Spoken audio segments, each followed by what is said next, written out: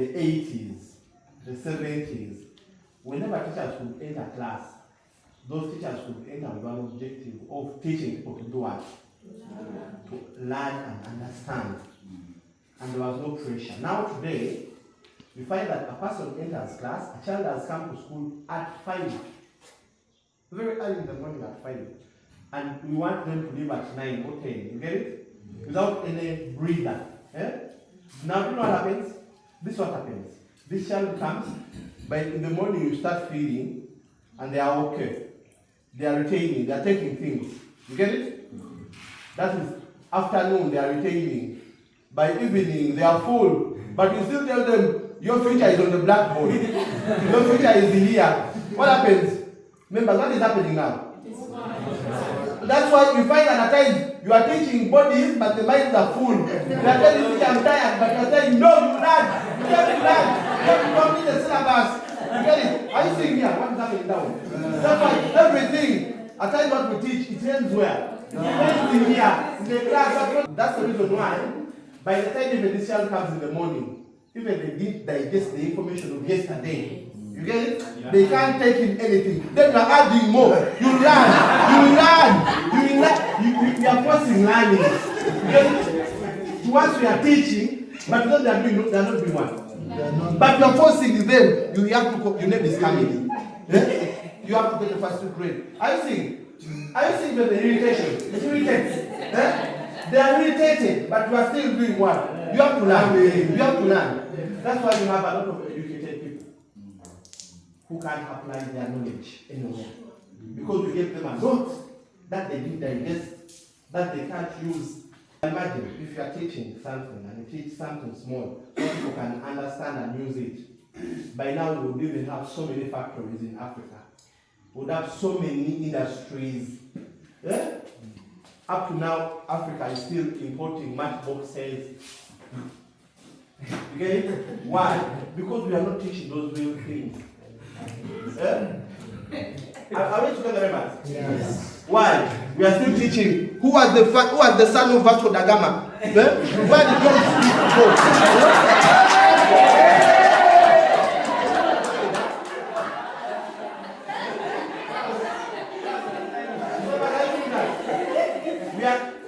We are still teaching British Columbia.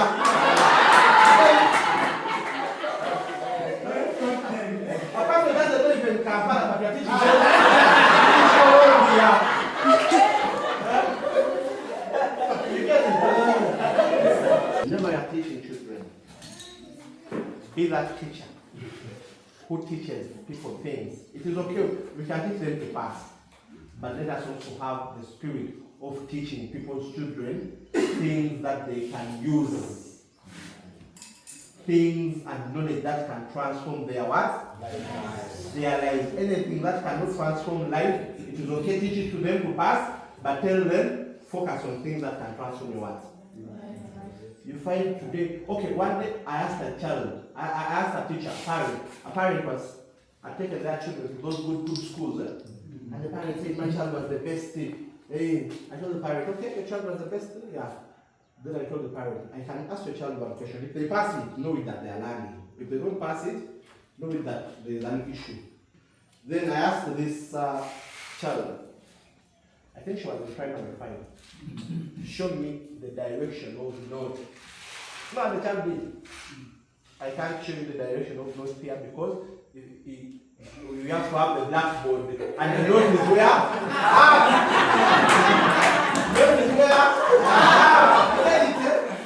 Because all the time on the blackboard, when we are going north, when we are going north goes where? North goes where?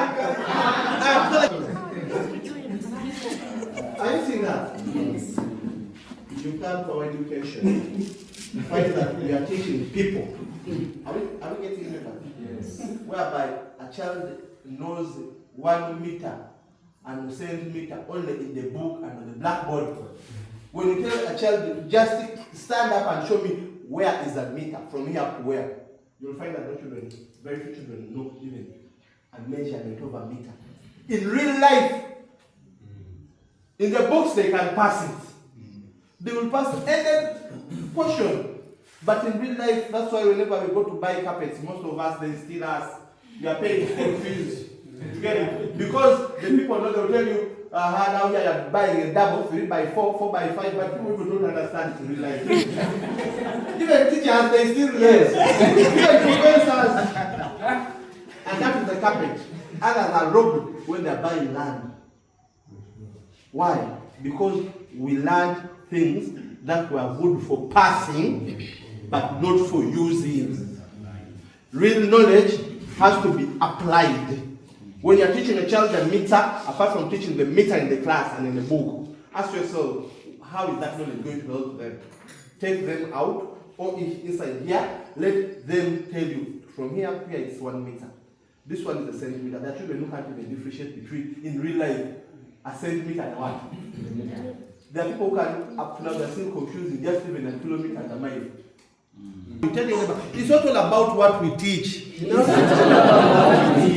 But how learners can apply what we teach in real life situations. I want to appreciate the directors of the school for making this sacrifice for us. Because I have taught also in many schools and for many years, but I have never come across a training of this kind. So I thank them for sacrificing their time, their effort to support us teachers. Because what they have given us will help us everywhere we go, even at home. From this training, I learned that we as teachers, we should be here physically present and also mentally present.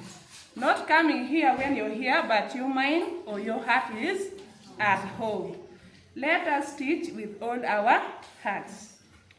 Another one is, the moment you stand for others, God will also stand for you. That one, it is real, and learn how to manage challenges, because challenges are everywhere.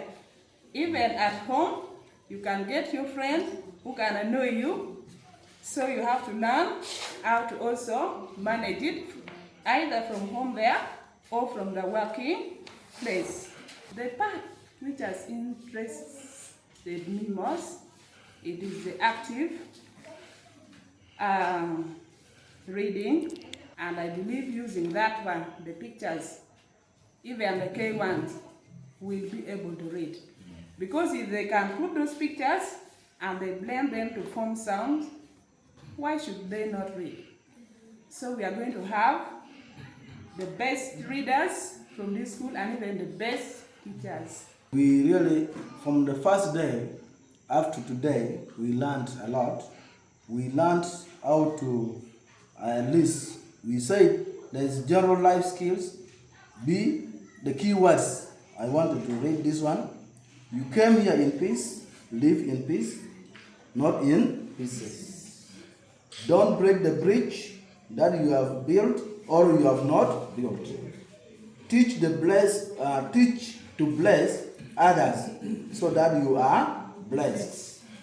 The key things is to transform the learners, but just not only to teach. And it is good to prepare in advance before you come to the real class or for lessons, so that you deliver properly, and then the learners also to be participative, should participate practically. Teach the child to apply the knowledge or to use it in life, not just to pass the exams. So those are some of the key points that we picked from the 3 days, plus all these other good methods of teaching reading. And above all, we have seen that the reading, it will help our struggling children, whether in P5, P6, or even P7, because it is the foundation. If a child does not know how to read, it will be actually difficult for that child to even pass the exam that we are talking about. So the basic foundation is reading, and they have given us the how we can start introducing this reading right from the starters, the recurrent starters sound, the 12 sounds, and up to the last.